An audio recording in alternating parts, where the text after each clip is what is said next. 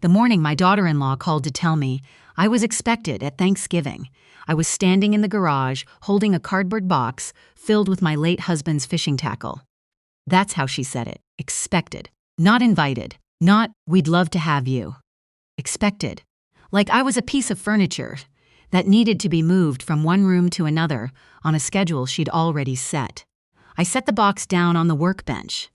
The same workbench my husband Russell built the summer before we got married. The one with the initials he carved into the underside where no one could see them. And I looked at the phone in my hand for a long moment before I said anything. Of course, I told her. I'll be there. I always said that. 41 years of marriage, 3 kids raised, a small business built from nothing and then sold, 2 grandchildren I adored more than air itself, and my answer to almost everything for the past 4 years had been, of course, I'll be there. Let me back up. Russell died in March of 2020. Terrible timing, though I suppose there's no good timing for losing the person you've spent your whole adult life beside. He'd had a heart condition for years. We knew it was coming the way you know a storm is coming when the sky goes that particular shade of green. Still, when it happens all at once. My son Todd was 40 at the time. My daughter Lena was 37. They both live within 20 minutes of me in Cloverdale, Ohio, which sounds like a blessing, and mostly was, except that proximity has a way of making some people feel entitled to your time, your space, and eventually your decisions. In the first year after Russell died, I was grateful for every visit, every casserole, every Saturday afternoon when Todd came over to help me out which bills got paid from which account. Russell had managed most of that, not because I couldn't. I have a business degree, I ran payroll for 11 years, but because we'd divided things the way long marriages do. He handled the finances. I handled everything else, which was considerably more than everything else, if we're being honest. By the second year, I started to notice something shifting. They'd stop by unannounced, not to check on me, or not only to check on me. Todd would walk through the house and make comments. Mom, you really should think about downsizing. Mom, this yard is too much for one person. Mom, have you thought about what you're going to do with Dad's workshop? His wife Sandra would follow behind him with that particular look she had. The one that was always halfway between sympathy and something else I couldn't quite name. Lena was gentler about it. She'd phrase things as questions. Have you considered a condo, Mom? What do you think about one of those independent living communities? She showed me brochures, nice ones, with photographs of women my age doing yoga by a pool. I was 63. I have never done yoga by a pool in my life, and I did not intend to start. What I didn't tell either of them, what I didn't tell anyone, was that 6 months after Russell died, I'd driven 3 hours north to a town called Birch Falls and spent 2 days sitting in the parking lot of a real estate office, going back and forth with myself about whether to do something I'd been thinking about for almost 30 years. Russell and I had honeymooned at a fishing camp on Lake Carrigan. Small place, a handful of cabins, run by a man named Hatch, who had the kind of laugh that made other people laugh without knowing why. We went back twice after that, before the kids, before the business, before life filled up all the hours. The last time we stayed there, our youngest was 8 months old, and Russell rocked her to sleep on the porch of cabin 4 while loons called across the water, and I thought, if there is a heaven, it feels like this. Hatch had died years ago. His son sold the camp to a developer who did nothing with it. The cabin sat for a decade, slowly going soft. I'd driven past twice in that time, just to look, just to feel something. After Russell died, I looked it up. The developer had gone under. The property was in receivership. It was 4 acres, 5 original cabins in varying states of disrepair, a dock that needed replacing, and a main lodge with a stone fireplace big enough to stand inside. I bought it. I did not tell my children. I want to be clear. I'm not a secretive person by nature. I kept this to myself not because I was ashamed or afraid, but because I already knew what they'd say. Todd would call it impractical. Sandra would make that face. Lena would send me another brochure. I needed to do this one thing without their voices in my head while I did it, so I did. I hired a contractor. I drove up every few weeks and walked the property and made decisions.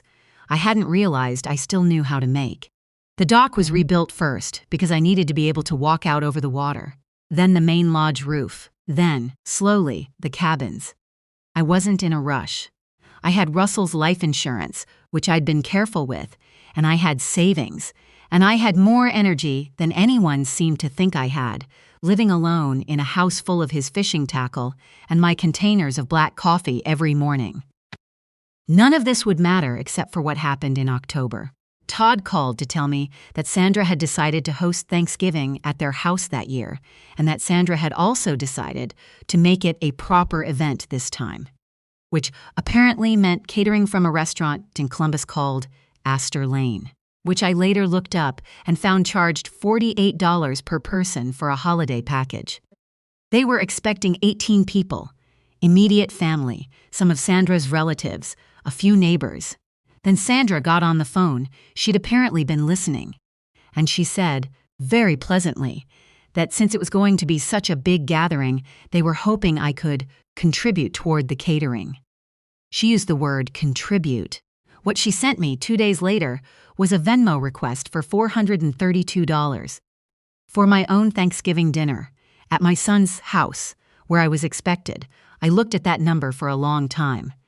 There were other things, too. I want to be fair. They were not bad people, my son and his wife. But there was a pattern I'd let develop without ever meaning to. My birthday dinners always seemed to involve splitting the check. When my grandchildren had school fundraisers, Todd would forward me the link without comment. Last Christmas, Sandra had organized a family trip to a ski resort in West Virginia, and the email she sent, laying out the costs, included a line that just said, "Mom, we've got you down for your share, plus the kids' lift tickets." I had paid it because I didn't want the discomfort of saying no. I'd made it easy for them without meaning to. Russell had always been the one who pushed back, gently but clearly, who could say, "I don't think that's how this works," without anyone feeling accused. Without him, I'd started filling that silence with yes. I looked at the Venmo request. Then I put my phone face down on the kitchen table, went out to the garage, and sat on the stool next to Russell's workbench for about 45 minutes. Then I booked a flight. There's a small regional airport 40 minutes from Birch Falls, and I knew someone, a woman I'd met through the contractor, actually, who had a friend who led bird-watching tours around Lake Carrigan in the fall. She'd mentioned that November was spectacular, migration season. The lake glassy and still. The maples gone deep red and orange. I'd been wanting to go up and see the lodge after the last round of work anyway. The contractor had just finished the kitchen in Cabin 2, which I was planning to open first in the spring. I needed to walk through it. I needed to stand in it. I booked the flight for Thanksgiving morning. I booked a room at a motel in Birch Falls for Wednesday night, so I'd be there in time to drive to the lake at dawn. And then I sent Sandra a text. I did not send a long explanation. I did not apologize. I said, "I won't be able to make it this year. I hope everyone has a wonderful Thanksgiving. I love you all." I turned the phone off after that, which is something I had almost never done in 4 years of widowhood, because I'd been afraid of missing something, being needed, not being available. I turned it off and I made soup from a butternut squash I had on the counter, and I went to bed early, and I did not cry, which surprised me. What I didn't know, what I found out much later, was what happened at Todd's house on Thanksgiving. Sandra had not budgeted for my not coming. She'd placed the catering order, assuming the head count included my contribution. When they sat down and the bill came, catering companies send an invoice, apparently, when you owe a remaining balance. Todd apparently had a very loud conversation with Sandra in the kitchen that his cousin later described to me as historic. Lena was there. She texted me that night. I read it the next morning, standing on the dock at Lake Carrigan in the gray November light, watching a great blue heron stand, completely still at the edge of the water like it had been carved there. Lena's text said, "Where are you? Todd is furious. Sandra keeps saying you didn't give any notice. Mom, what's going on?" I took a picture of the heron and sent it to her. She called immediately. I answered this time. "Mom, what is that?" "Lake Carrigan," I said. "Do you remember it?" She was quiet for a moment. "We went there when we were little. With Dad." "We did. 3 times. You're there now? On Thanksgiving? I'm here now. Mom. Her voice shifted into something I hadn't heard from her in a while. Younger. Less certain. Are you okay? And I had to think about how to answer that honestly, because the real answer was, I am better than okay. I'm standing on a dock I own, looking at a lake I love, in a place that belongs to me and that no one knew to expect anything from me in, and I feel more like myself than I have in 4 years. What I said was, I'm good, sweetheart. I'm really good. She drove up the next day. I hadn't invited her. She just appeared, Saturday morning, pulling up the gravel drive in her Subaru with 2 bags of groceries, and that expression she gets, that's half worried and half determined. I watched her walk toward the lodge, and I felt something in my chest go soft. I gave her the tour. All of it. The main lodge with the fireplace, the rebuilt dock, the path through the birches down to the water, cabin 2 with its new kitchen and the original plank floors I'd had refinished, and the old iron bed frame I'd found at an estate sale in Findlay that fit the room like it had always lived there. She didn't say anything for a long time. She walked through each space with her hands in her jacket pockets and her eyes moving over everything, the way she used to walk through museums when she was a teenager. Finally, she stopped in the doorway of the lodge and looked at me. How long? She said. 3 years. 3 years you've been doing this, more or less, by yourself. Mostly. I had good help. She shook her head slowly. Not in judgment, I could tell. More like she was recalibrating something. Dad would have loved this. I know, I said. I think about that. She came in and sat down at the big table in the lodge, and I made coffee, and we talked for 4 hours. Really talked, the way we hadn't in years. About her father, about what the years since he died had actually been like for me, about what I'd let become a pattern without naming it. She listened. She didn't defend Todd or Sandra. She didn't send me brochures. At one point she said, I should have noticed. I told her there was nothing to notice. I'd hidden it well. I'd said yes to everything so cheerfully that no one had reason to look twice. But you got here, she said. I got here, I agreed. We ate a late Thanksgiving. She'd brought a turkey breast and sweet potatoes and the cranberry sauce from the can that I've always preferred to the homemade kind, and if anyone judges me for that, they can take it up with the heron. And we sat by the fire in the lodge that evening, and she told me about a difficult stretch she'd been having at work that she hadn't mentioned because she hadn't wanted to add to my plate. And I thought about how we'd both been quietly protecting each other from the wrong things. Todd called on Sunday. I was outside walking the path through the birches when my phone rang. I answered. He was civil, not warm. Todd has always needed a little time before he gets to warm, but civil. He wanted to know where I was. I told him. He was quiet for a long moment. I didn't know about any of this, he said. I know you didn't. Why didn't you tell us? I had thought about how to answer this, if the moment came. I didn't want to wound him with it. I also didn't want to lie. Because the last few years, I said carefully, I've sometimes felt like I wasn't being consulted so much as informed, and I needed this to be something I decided on my own, without anyone else's opinion, before I knew what I thought about it myself. Another silence. Then, the Venmo thing, among others. He exhaled. It was a particular sound I recognized from when he was 15 and had done something he knew was wrong and was trying to figure out how to walk it back without having to say so outright.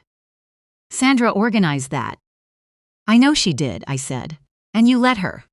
He didn't argue with that. I want to come see it, he said eventually. I said that would be fine. I said I'd be back up in a couple of weeks, before the snow set in hard, and if he and Sandra wanted to drive up, I'd have coffee ready. He said okay. He said he was sorry about Thanksgiving. He said it in the way people say it when they're sorrier than they know quite how to express, which I've always found more convincing than the polished versions. I know, I said. I'll see you soon. What I didn't tell him, what I'll probably never tell him, is what I did in the weeks before Thanksgiving while I was planning the trip. I called my attorney. I'd updated my will a year earlier, but I wanted to make one additional change. The property at Lake Kerrigan, the main lodge, the 5 cabins, the dock, the 4 acres, all of it.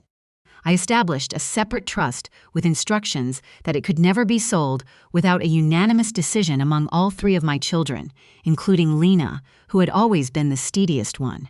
Who would be the voice of reason when I was no longer there to be it?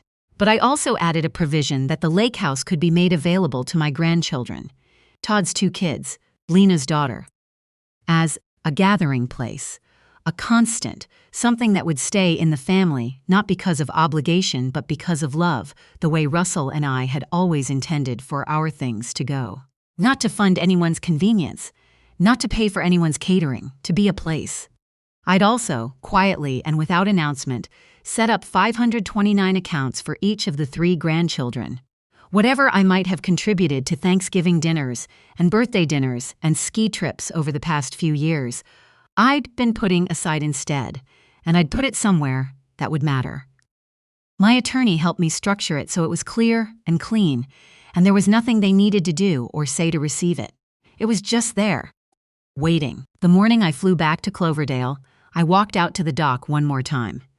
November had sharpened into something colder. The lake was gray-green and very still. No heron that morning, just the sound of wind through the birches and somewhere, far out, a pair of ducks moving across the water. Russell had always said that the best thing about the lake was that it didn't care about anything happening in your life. It was just there, moving, existing, seasonal and indifferent in the way that only beautiful things can be. I understood what he meant, finally, in the way that some things only make sense once you've earned them. I stood there a long time, long enough to feel the cold through my jacket, long enough that my coffee went tepid in my hand. Then I picked up my bag and walked back up the gravel path to the car and drove to the airport. My grandson called me last week. He's 11, old enough to be curious, and young enough to still say the thing he's thinking without packaging it first. He'd heard about the lake from Lena's daughter, who'd heard from Lena, and he wanted to know if it was true that we had a place with real boats and everything. I told him we had a canoe and a rowboat, and a dock where the fishing was good in July. He said, "Grandma, can we go?" I said, "That's what it's there for."